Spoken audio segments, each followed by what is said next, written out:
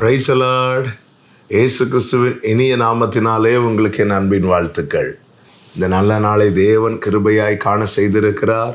கர்த்தருக்கு எல்லா மகிமையும் உண்டாவதாக. இந்த நாள் உங்கள் ஒவ்வொருவருக்கும் நன்மையாய் ஆசீர்வாதமாய் இருக்க கர்த்தர் கிருபை செய்வாராக. 72வது சங்கீதம் 12வது வசனம். கூப்பிடுகிற எளியவனையும் உதவியற்ற சிறுமையானவனையும் கர்த்தர் விடுவிப்பார். கர்த்தருடைய பரிசுத்த நாமம் மகிமைப்படுவதாக. அருமையான வார்த்தை. கூப்பிடுகிற எளியவன். பொதுவாகவே எளியவனுடைய கூப்பிடுதலை யாரும் செவி கொடுத்து கேட்க மாட்டார்கள். அவர்கள் காதுகளில் அந்த சத்தம் விழுந்தாலும் கேட்காதவர்கள் போல செல்வதுதான் வழக்கம்.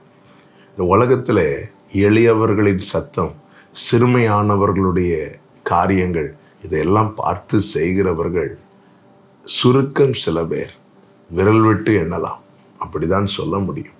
ஆனால் இந்த வேதத்தின் மகத்துவம் தேவன் எழுதி தரும்போது அதில் எளியவர்களுக்கும் சிறுமையானவர்களுக்கும் அடைக்கலமாய், ஆதரவாய், அனுகூலமாய், அவர்கள் நம்பிக்கை கெட்டு போகாதபடி காக்கிறவராய் ஒருவர் பரலோகத்தில் இருப்பதை நம்மால் பார்க்க முடியும். உதவி அற்றவனுக்கு உதவி. ஆண்டவராகிய இயேசு கிறிஸ்து ஒரு காரியத்தை சொல்லும்போது, ஒரு விஷயம், ஒருவன் எருசலேமிலிருந்து எரிகோவுக்கு புறப்பட்டு போவான் என்று சொல்லுகிறார். போகிற வழியிலே கள்ளர் கையிலே அகப்பட்டு அவனை மிகவும் காயப்படுத்தி அவனிடத்தில் இருக்கிற எல்லாவற்றையும் அவர்கள் பறித்து கொண்டு அவனை குற்றுயிராய் விட்டு போகிறார்கள். குற்றுயிராய் விட்டு போகிறார்கள் என்றால் உயிர் மட்டும் இருக்கிறது. அந்த உயிரும் இன்னும் கொஞ்ச நேரத்தில் போய்விடும். இப்பொழுது அவன் கத்தி இருப்பான்.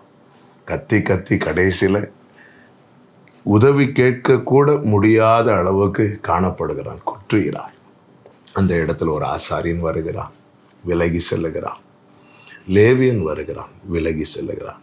வேதம் சொல்லுகிறது, அவன் பக்கமாய் விலகி போனார்கள். அதாவது கிட்ட வராங்க, வந்து பார்க்குறாங்க, விலகி போகிறாங்க. ஏன்? அவனை எவ்விதத்திலும் காப்பாற்ற முடியாது, உதவியற்று இருக்கிறான்.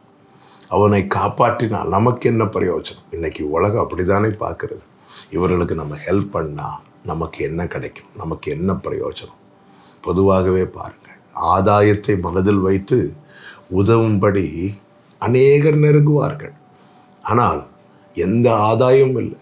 நம்மை கை தூக்கி விடுவதனால மற்றவர்களுக்கு எந்த பிரயோஜனமும் இல்லை என்று தெரிந்தால் நம்மை கை தூக்கி விட தங்கள் கையை கொடுப்பது என்பது சாதாரணம் அல்ல. ஆனால் அந்த இடத்துல ஒரு சமாரியன் வருவதை இயேசு சொல்லுகிறார். வேதம் அதை எப்படி காண்பிக்கிறது? இயேசு அதை எப்படி சொல்லுகிறார் தெரியுமா? அவனை கண்டு மனதுருகி அவன் காயங்களில் எண்ணெய் வார்த்து அவனை தன் சுய வாகனத்தில் ஏற்றி கொண்டு அவனை சத்திரத்தில் கொண்டு போய் சேர்த்து பராமரிக்கிறதை யார் சொல்லுகிறார் தெரியுமா? இயேசு சொல்லுகிறார். இயேசு அதை சொல்ல காரணம் என்ன தெரியுமா? இயேசு அதை தான் செய்கிறார். கூப்பிடுகிற எளியவனையும் உதவியற்ற சிறுமையானவனையும் அவர் விடுவிப்பார்.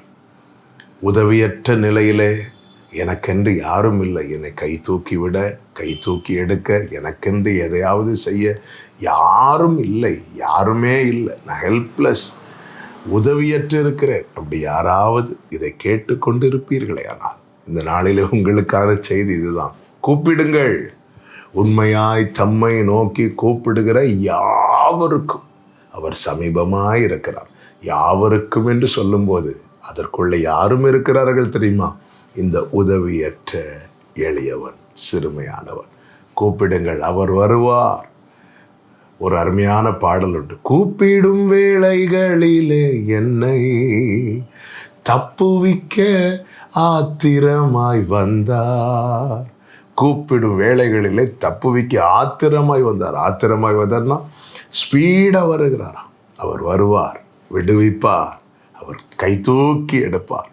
அவர் தேவதூதருக்கு உதவியாய் கை கொடாமல் ஆபிரகாமின் சந்ததிக்கு உதவியாய் கை கொடுத்திருக்கிறார்.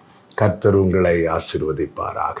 நல்ல தகப்பனே, இரக்கமுள்ள தேவனே, இந்த நாளில் எங்களோடு பேசின நல்ல வார்த்தைகளுக்காய் நன்றி.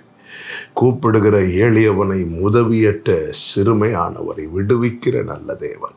உதவியற்ற நிலையில யாராவது இதை கேட்டுக்கொண்டிருப்பார்களே, ஆனால் கர்த்தாவே, அவர்கள் உம்மை நோக்கி கூப்பிடுகிற மாத்திரத்தில் கர்த்தர் இறங்கி அதிசயத்தை செய்து சாட்சியாய் நிறுத்தும்.